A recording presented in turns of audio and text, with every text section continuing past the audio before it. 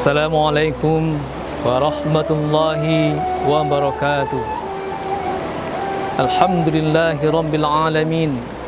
Hamdan syakirin, hamdan na'imin, hamdan yuafi ni'amahu wa yukafi mazida. Ya Rabbana lakal hamdu kama yanbaghi li jalali wajhika wa azimi sultanik.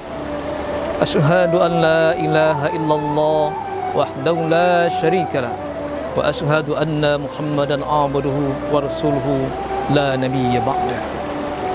Saudara kaum muslimin, para pemirsa Sirajam Munir TV dimanapun anda berada, setiap orang mukmin pasti menginginkan amalnya diterima oleh Allah Subhanahu wa ta'ala. Bertahun-tahun ia beribadah, siang dan malam ia bersujud kepada Allah Subhanahu wa ta'ala. Harta ia sedekahkan, ia infakkan di jalan Allah Subhanahu wa ta'ala. Harapan terbesarnya bagaimana ibadahnya itu diterima oleh Allah Subhanahu wa ta'ala. Namun ada tiga hal kaum muslimin rahimakumullah yang bisa menghapus amal manusia. Yang pertama kata Allah Subhanahu wa ta'ala adalah syirik kepada Allah Subhanahu wa ta'ala, mempersekutukan Allah Subhanahu wa ta'ala. Di dalam Al-Quran dikatakan oleh Allah, A'udzubillahi minasyaitonirrajim, Bismillahirrahmanirrahim, walau asyraku anhum lahabita a'malahum ma kanu ya'malun. Jikalau mereka melakukan perbuatan syirik kata Allah Subhanahu wa ta'ala, maka terputuslah segala amal ibadah mereka yang mereka kerjakan selama ini. Jadi syirik merupakan dosa besar yang bisa menyebabkan amal ibadah yang kita kerjakan dihapus oleh Allah Subhanahu wa ta'ala. Bagaimana bentuk perbuatan itu, syirik itu kaum muslimin rahimakumullah? Banyak bentuknya, banyak jenisnya perbuatan syirik itu. Bahkan hari ini kaum muslimin rahimakumullah, kata seorang ulama mengatakan bahwa bedanya antara iman dengan kekafiran, iman dengan syirik itu hanya berbeda seperti kulit bawang. Bagaimana tipisnya kulit bawang itu kaum muslimin rahimakumullah? Kulit bawang itu sangat transparan sekali. Kita bisa melihat seseorang dari kulit bawang itu. Begitulah syirik dan iman itu sangat tipis bedanya. Apabila kita tidak hati-hati, maka amal kita akan dihapus oleh Allah Subhanahu wa ta'ala.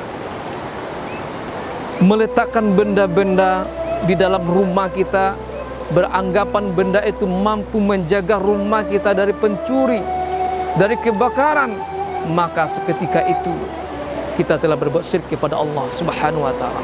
Mengakui ada pelindung selain Allah Subhanahu wa ta'ala, mengakui ada kekuatan yang besar selain Allah Subhanahu wa ta'ala, maka kita telah terjatuh kepada syirik. Semoga Allah melindungi kita dari perbuatan syirik itu.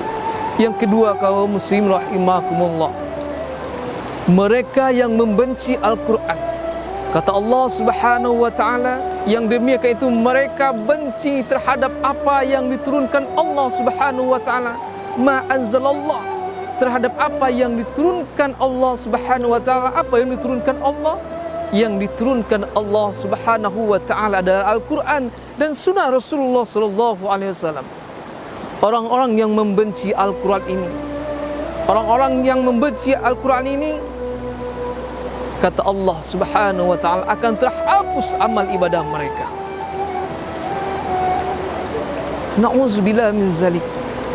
Amal yang kita kerjakan kemudian dihapus oleh Allah Subhanahu wa ta'ala kerana kita membenci terhadap apa-apa yang diturunkan Allah Subhanahu wa ta'ala. Yang ketiga kata Allah Subhanahu wa ta'ala yang bisa menghapus amal ibadah kita, mengungkit-ungkit pemberian kita.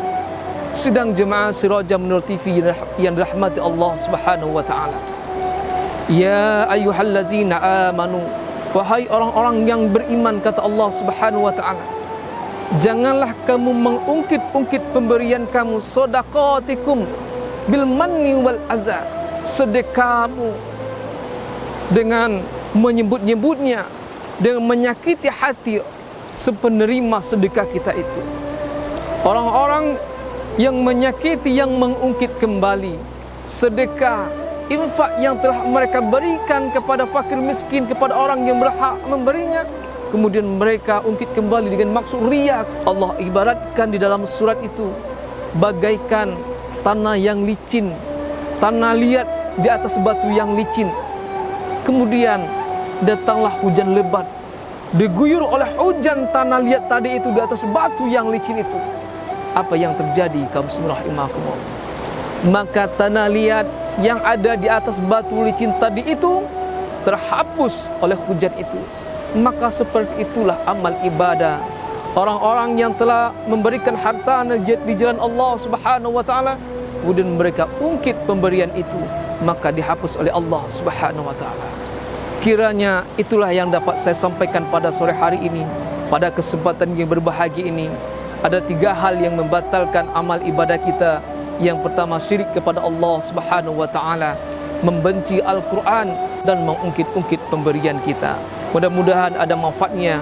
Fa'tabiru ya ulil absar la'allakum turhamun. Assalamualaikum warahmatullahi wabarakatuh.